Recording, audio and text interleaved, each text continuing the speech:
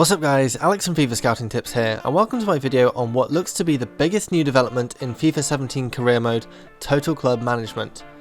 EA had their FUT Live event at Gamescom the other day, and perhaps unsurprisingly given the name of the event, they barely covered any career mode news at all. However, a few days before they did release some info on career mode developments. The guys from Foothead also got to try it out and report it back afterwards, so let's take a look at Total Club Management and what it means for career mode in FIFA 17.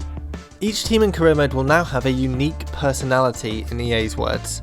The board expectations will no longer be simple league and cup based tasks, you'll have to do well in 5 different categories: domestic success, continental success, brand exposure, financial success, and youth development.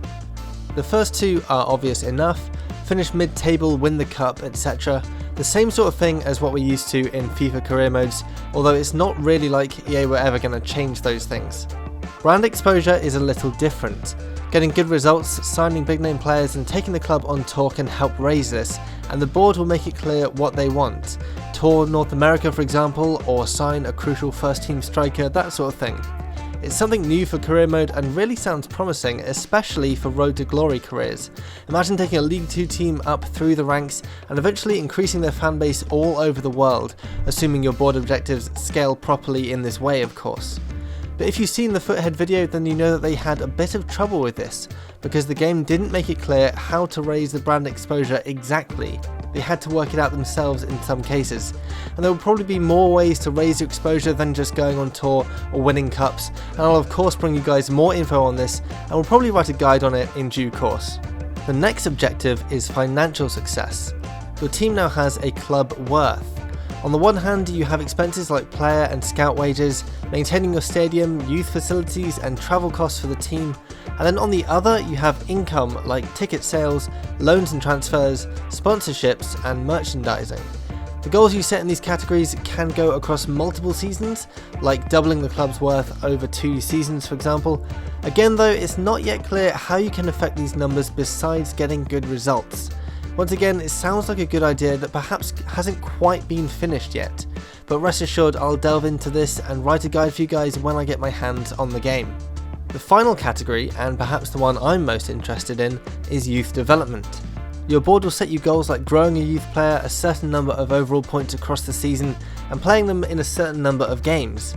I like that, it's encouraging you to make use of the academy and play young prospects that you find. Hopefully it will introduce more people to the youth scouting system who may not have cared for it much in previous years. You can also get objectives to make a certain amount of money from selling youth players.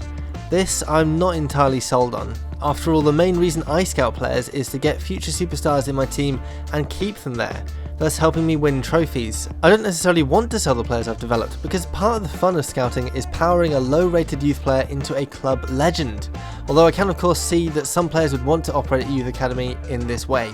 All this ties together in the form of a manager rating, a combination of what the board and fans think of you. Your actions can directly affect this rating, but the problem seems to be that it's not entirely clear why they affect it. Refusing to sell a player that you get an offer for might see your rating decline, but without an explanation as to why the board or fans disapproved of it. Hopefully EA will polish that up a bit before the final release. I will also be looking to see how solid these objectives are. Can you reload them and get different ones for the same club each time you start a new career with them, for example? What's the threshold for the board's strictness? Will you fail an objective if your youth player only develops by 4 points instead of the required 5? Because if overtraining players still stunts their physical growth like it does in FIFA 16, and the only way to grow a player to reach the board's objectives is to heavily train them, then we might have a problem.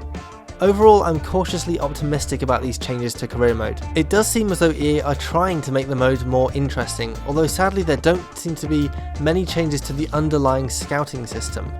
If EA can smooth out these problems before the game gets released, we could have an entertaining, although not groundbreaking, career mode experience in FIFA 17.